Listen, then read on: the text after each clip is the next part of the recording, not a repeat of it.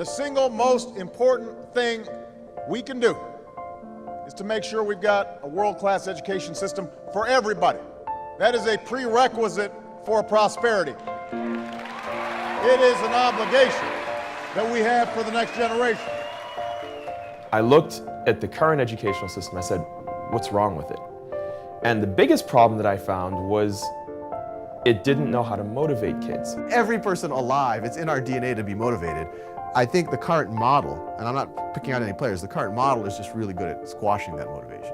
How can you make that 9-year-old sit in a class and say, do me 17 times tables?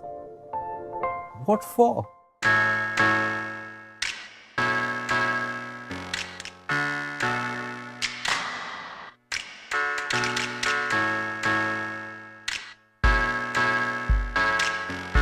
What if I were to say that arithmetic, as we teach it today, is an obsolete skill? Okay? The whole world will erupt if I say that, because they will say, reading, writing, arithmetic. That's the core of whose education? Core of the military education. Go back 200 to 300 years in this country and say that, 300 years later, no one's going to teach anybody how to shoot a gun, and no one's going to teach anybody how to ride a horse. And the teacher is going to say, but, those are basic life skills. This guy will get killed when he moves out. And you have to say, no, ma'am, the world will have changed. These things will become sport.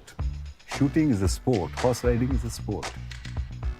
Will arithmetic be a sport in 2061? Let's say I have 3x is equal to 15. For anyone who doesn't know what Khan Academy is, it's most known for this collection of videos that I've been making for really the last 5-6 years. Everything from arithmetic all the way through calculus and biology and all the rest. It can be used for individual learners, or it can be used in the classroom so that every student can work at their own pace. My videos are definitely not the state of the current art, right? They're a few steps behind that. But I think that's the mistake that most of the education technology has been going in, is that they just want to take what's already there in the current existing model and just use the latest technology to make in their mind, a more refined version of that same thing. But they're not changing the content fundamentally. If the content's really interesting, and it really is, I don't make a video on something unless I find it fascinating. And if the content is truly fascinating, it should be reflected in the energy of the voice of the deliverer, and it should be obvious to the student. They shouldn't have to have a rap song about a parabola to get excited about it.